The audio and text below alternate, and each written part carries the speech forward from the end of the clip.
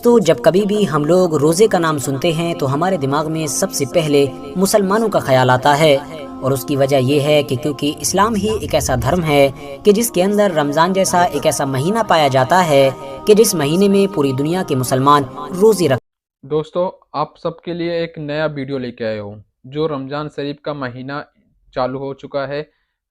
اس کے اندر جو ہم لوگ مسلمان روزہ کیسا رکھتے ہیں، عیسائی اور یہودی ان کا روزہ رکھنے کا طریقہ کیا ہے، اس ویڈیو میں ہم دیکھیں گے۔ السلام علیکم، میرا نام ہے رحمت علی، میں انڈیا سے ہوں۔ دوستو یہ جو ویڈیو بنا رہا ہوں سعودی عرب سے بنا رہا ہوں۔ دوستو اسٹارٹ کرتے ہوئے ویڈیو۔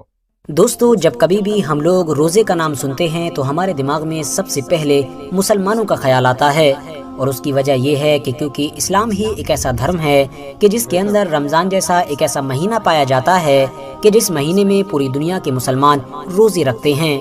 مگر آپ میں سے شاید بہت کم ہی لوگ جانتے ہوں گے کہ مسلمانوں کا جو روزہ ہوتا ہے بالکل اسی طرح کی ہی چیزیں ہماری دنیا کے دوسرے دھرموں اور مذہبوں میں بھی پائی جاتی ہیں، یا پھر یہ کہیے کہ روزے جیسی چیزیں ہماری دنیا کے لگ بھگ ہر علاقے میں پائی جاتی ہیں۔ بس فرق یہ ہے کہ ان کو الگ الگ علاقوں یا پھر یہ کہیے کہ الگ الگ دھرموں میں الگ الگ ناموں کے ساتھ جانا جاتا ہے، اور ان کو فالو کرنے کا طریقہ اور اس کے رولز بھی الگ ہوتے ہیں۔ دوستو اگر آپ لوگ اتہاسک کتابوں کے پنوں کو پلٹنے کی کوشش کرو گے تو آپ کو یہ پتا چلے گا کہ صرف آج کے دور میں ہی نہیں بلکہ روزے جیسی چیز ہماری دنیا میں ہزاروں سال سے پائی جاتی تھی، چاہے بات بابلی تہذیب کی ہو، مصری تہذیب کی ہو، یونانی تہذیب کی ہو یا پھر ہندوستانی تہذیب کی ہو، ان سبھی میں ہی روزے کا تصور کسی نہ کسی صورت میں پہلے سے ہی پایا جاتا تھا۔ بات کریں اگر یہودی دھرم کی تو ان کے یہاں بھی روزے جیسی چیز شروع سے ہی پائی جاتی تھی۔ بنی اسرائیل کے اوپر عاشورے کے دن کا روزہ ضروری کیا گیا تھا، یہی وجہ ہے کہ آج بھی زیادہ تر یہودی عاشورے کے دن کا روزہ رکھتے ہیں۔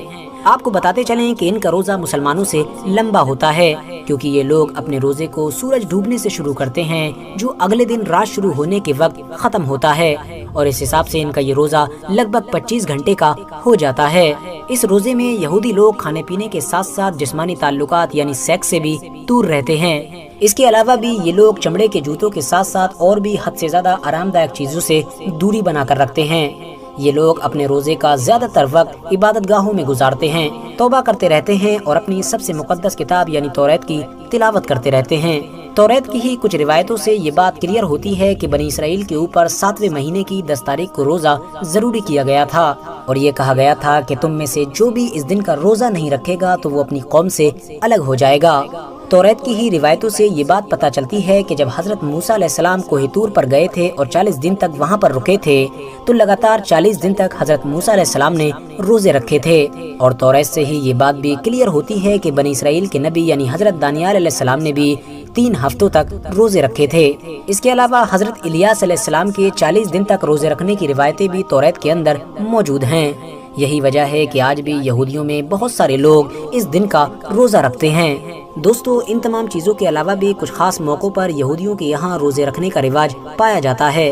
جب کبھی بھی ہماری دنیا میں کسی طرح کی کوئی آسمانی مصیبت آتی ہے، مثال کے طور پر بارش نہیں ہوتی ہے کہ جس کی وجہ سے قحط پڑ جاتا ہے، تب بھی یہودی لوگ روزہ رکھنا ضروری سمجھتے ہیں۔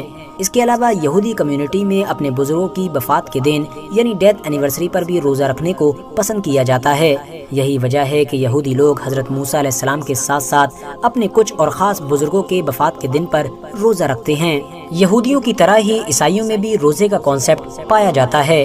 انجیل سے یہ بات کلیئر ہوتی ہے کہ حضرت عیسیٰ علیہ السلام نے 40 دن اور 40 رات تک روزہ رکھا تھا۔ ساتھ ہی ساتھ حضرت عیسیٰ علیہ السلام نے اپنے حواریوں کو بھی روزہ رکھنے کی نصیحت دی تھی۔ انجیل میں اس بات کو بھی مینشن کیا گیا ہے کہ روزہ خوشدلی کے ساتھ رکھا جائے، یعنی روزہ رکھنے والا اپنے چہرے کو اداس نہ رکھے، بھوک اور پیاس سے پریشان ہو کر چہرے کو بگاڑا بھی نہ جائے۔ بات کریں اگر موجودہ دور کی تو عیسائی دھرم کے جو تینوں سب سے بڑے گروپ ہیں یعنی رومن، کیتھولک، آرتھوڈاکس اور پروٹیسٹنٹ، تو ان تینوں ہی گروپس کے روزے کو لے کر الگ الگ نظریات ہیں۔ پروٹیسٹنٹ گروپ کے اندر روزے کو اب فرض کی حیثیت سے باقی نہیں رکھا گیا ہے بلکہ انسان کی مرضی پر چھوڑ دیا گیا ہے، وہ چاہے تو رکھ سکتا ہے ورنہ اس کے اوپر ضروری نہیں ہے۔ وہیں دوسری طرف رومن کیتھولک گروپ کے اندر بھی روزے کی سخت رسومات نہیں پائی جاتی ہیں، لیکن روزے کا تصور ابھی بھی باقی ہے، اور یہی حال عیسائیوں کے تیسرے گروپ یعنی آرتھوڈاکس کا بھی ہے۔ लेकिन फिर भी अभी भी रोमन कैथोलिक ग्रुप के अंदर ऐश वेंसडे और गुड फ्राइडे जैसे दिनों पर रोजा रखने का ट्रेंड पाया जाता है। दोस्तों, मुस्लिमों, यहूदियों और ईसाइयों की तरह ही हिंदू धर्म में भी रोजे जैसी एक्टिविटी पाई जाती है, जिसको व्रत के नाम से जाना जाता है। लेकिन जाहिर है हिंदुओं का ये व्रत नाम के साथ साथ रूल्स और पीरियड में भी दूसरे धर्मों के रोजों से बिल्कुल अलग है। हिंदू धर्म में कुछ व्रत तो ऐसे होते हैं कि जिनमें पानी, दूध और फल जैसी चीजें खाने की इजाजत होती है, जबकि कुछ ऐसे होते हैं कि जिनमें इन चीजों की इजाजत भी नहीं होती है।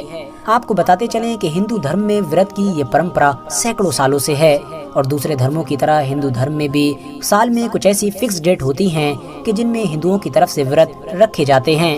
इसके अलावा हिंदू धर्म की औरतें अपने पति यानी हस्बैंड की लंबी उम्र की प्रार्थना के लिए भी व्रत रखती हैं। हिंदू धर्म के अलावा भारत देश में पाए जाने वाले और भी धर्मों में इस जैसी परंपराएं पाई जाती हैं। फिलहाल दोस्तों, आज की अपनी वीडियो को हम यहीं पर खत्म करते हैं। दोस्तों, आपको ये वीडियो कैसी लगी? उम्मीद है आपको वीडियो पसंद आएगी। ये जो ईसाई धर्म में, यहूदी धर्म में, हिंदू धर्म में और हमारे इस्लाम धर्म में कि रोज़ा रखने का अलग अलग रिवाज है, अलग अलग नाम है, लेकिन तरीका सबका भी अलग है और मकसद लेकिन एक ही है, अल्लाह को राज़ी करना, ऊपर वाले को राज़ी करना, लेकिन सबका तरीका अलग है। दोस्तों उम्मीद है आपको ये जानकारी पसंद आएगी। ऐसे इस्लामिक जानकारी देखने के लिए प्लीज़ हमारे चैनल को सब्सक्राइब करिए और लाइक करिए, और मिलते हैं नेक्स्ट वीडियो में। अल्लाह हाफिज़।